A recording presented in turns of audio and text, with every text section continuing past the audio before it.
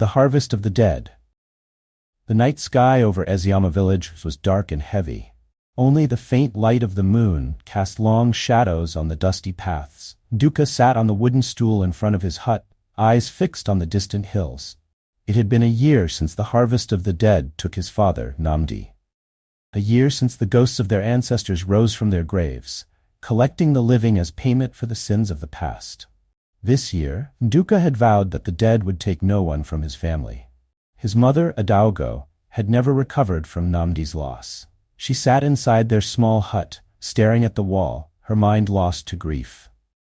Nduka was now the head of the family, a responsibility that weighed on his shoulders like a sack of yams. He missed his father's guidance, his wisdom, his strength. But more than anything, he missed the man who had taught him to be brave, to stand firm even when the earth trembled beneath his feet. As the drums in the village square began to beat, Nduka knew it was time. The Yam festival was upon them, and with it came the night of the harvest, the night when the dead would rise.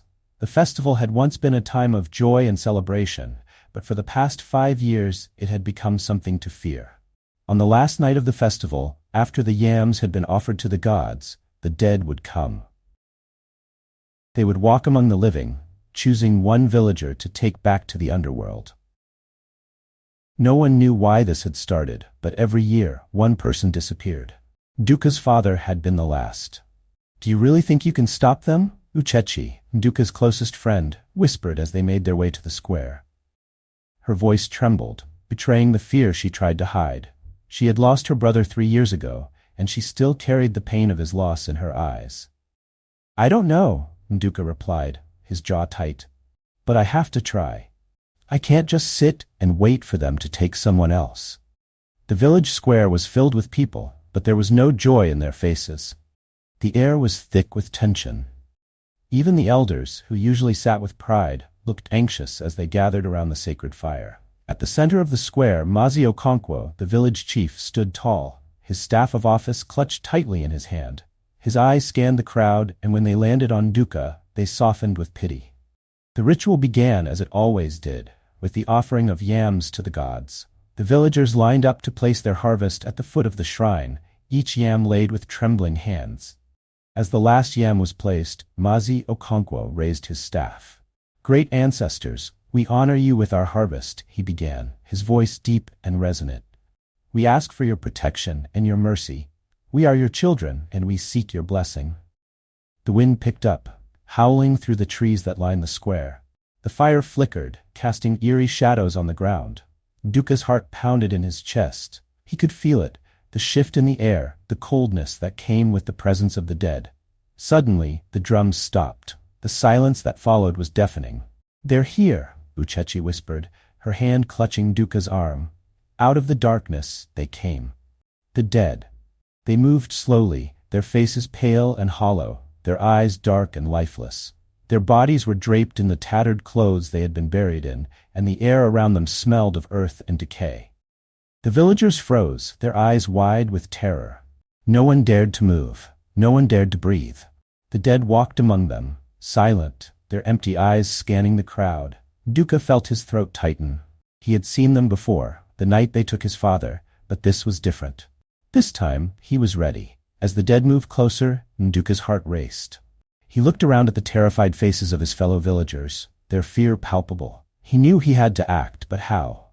How do you fight something that is already dead? One of the dead stopped in front of Okonkwo. The chief's face was tight with fear, but he did not move. The dead one tilted its head, as if considering him, then moved on.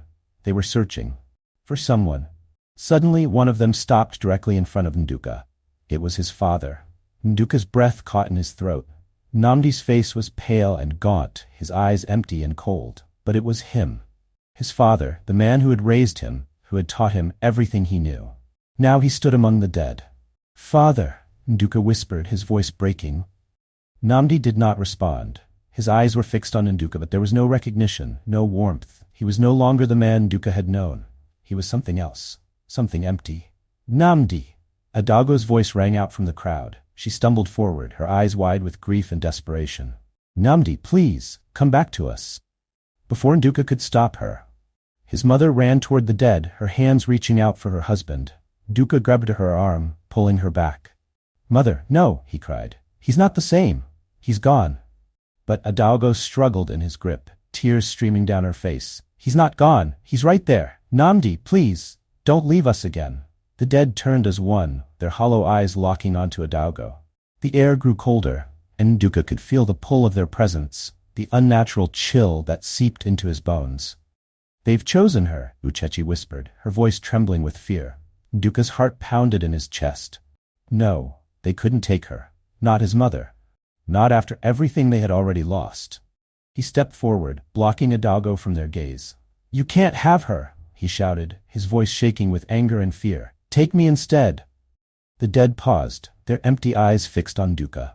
The silence was unbearable, stretching on for what felt like hours.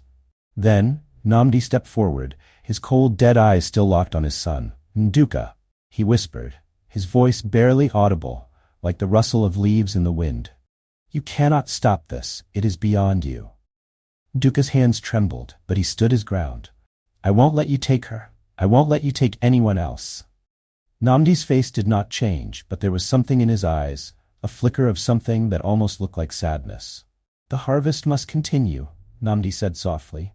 "We are bound to it, just as you are. The sins of the past must be repaid." "What sins?" Nduka demanded, his voice breaking. "What did we do to deserve this?" Namdi's gaze shifted to the shrine, where the yams lay at the foot of the gods. The blood of the innocent was spilled, and the gods demand justice. Nduka's mind raced. What was his father talking about? The blood of the innocent? What had happened that could have caused this curse? "Tell me," Nduka begged, his voice cracking. "Tell me how to stop this." Namdi's eyes flickered again, that same hint of sorrow. "It cannot be stopped. Only the truth can set us free." With that, the dead turned and began to walk away, their pale figures fading into the darkness once more. The villagers stood frozen, their hearts pounding in their chests. Adalgo collapsed to the ground, sobbing. Nduka knelt beside her, his mind racing. The blood of the innocent. The truth. What did it all mean? Later that night, as the villagers returned to their homes in silence, Nduka and Uchechi sat by the dying fire, their faces illuminated by its soft glow. "What do you think your father meant?" Uchechi asked quietly. Nduka shook his head, his brow furrowed. "I don't know, but whatever it is, it's the key to ending this nightmare." Uchechi looked at him, her eyes filled with determination. "Then we have to find out. Before it's too late." The next morning, Nduka and Uchechi went to the oldest man in the village, Dibia Anozi, the village seer. His hut was small and dark, filled with the smell of burning herbs. He sat cross-legged on the floor, his eyes closed as if in deep thought. "Dibia Anozie," Nduka began, kneeling before the old man. "We need your help.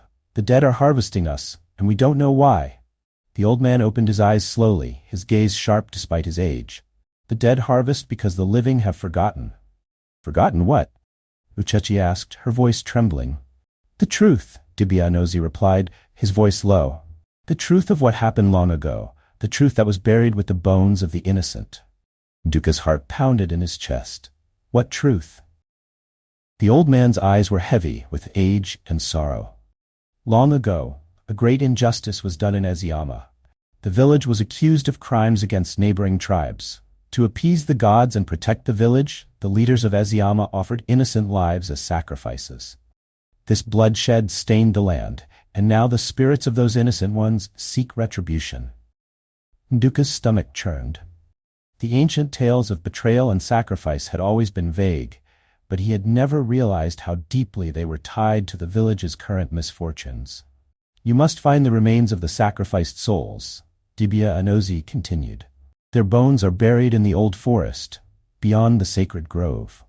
There lies the key to ending the curse." With the sun sinking below the horizon, Nduka and Uchechi set out for the old forest. The path was overgrown and treacherous, the shadows deepening as night approached.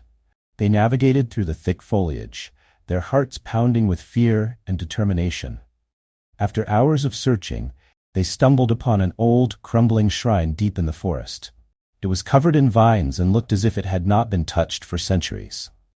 As they approached, Nduka saw something that made his blood run cold. Skull fragments and old bones scattered around the shrine. "This must be the place," Uchechi said, her voice barely a whisper. "But what do we do?" Nduka knelt beside the shrine, carefully digging through the soil. His hands trembled as he unearthed more bones. He remembered Dibia Anozi's words and realized they needed to perform a ritual of atonement to set the spirits free. They gathered the bones and placed them on the altar of the shrine. Nduka began to recite the ancient prayers his father had taught him, his voice steady despite the fear that gripped him. Uchechi lit candles and placed them around the shrine, their flickering light casting eerie shadows.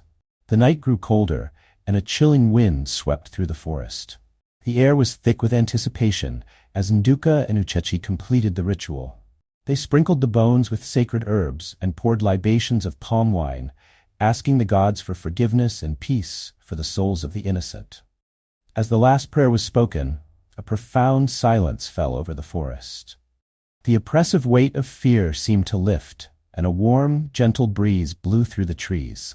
The spirits of the dead, once restless, seemed to find peace. "We've done it," Uchechi said, her voice filled with relief. "The curse should be lifted now." Nduka nodded, feeling a weight lift from his shoulders. They made their way back to the village, their hearts lighter than they had been in years. When they returned, the villagers were anxiously awaiting their news. As Nduka and Uchechi entered the square, the atmosphere was tense but hopeful. The drums had stopped, and the night was quiet. "We found the bones," Nduka announced, his voice clear and strong. "We performed the ritual to set the spirits free. The curse should be lifted." The villagers looked at each other in astonishment. Mazi Okonkwo stepped forward, his face showing a mix of relief and gratitude. "You have done a great thing, Nduka. The spirits have been appeased, and the harvest of the dead will no longer haunt us." Adago, still grieving, but with a glimmer of hope in her eyes, embraced her son. "You've brought us peace, Nduka. Thank you." The villagers began to sing and dance, their joy mingled with the relief of escaping the grip of the dead. The night was filled with celebration and gratitude as they honored Nduka and Uchechi for their bravery and dedication. As the first light of dawn broke over Eziama, Nduka stood beside the village shrine, watching the people celebrate. He felt a sense of fulfillment, knowing that he had not only saved his family, but also his entire village from a terrible fate. In the days that followed, the village began to heal. The stories of the dead became legends of the past, and Eziama once again thrived in peace. The yams grew plentiful, and the harvest became a time of true celebration, free from fear and sorrow. Nduka continued to honor his father's memory and the sacrifices made to end the curse. His heart was heavy with the loss, but it was also filled with pride for what he had achieved. The village was safe, and the dead were at rest. And so Eziama flourished once more, its people united by their shared history and the courage of one young man who faced the darkness and brought light back to their lives.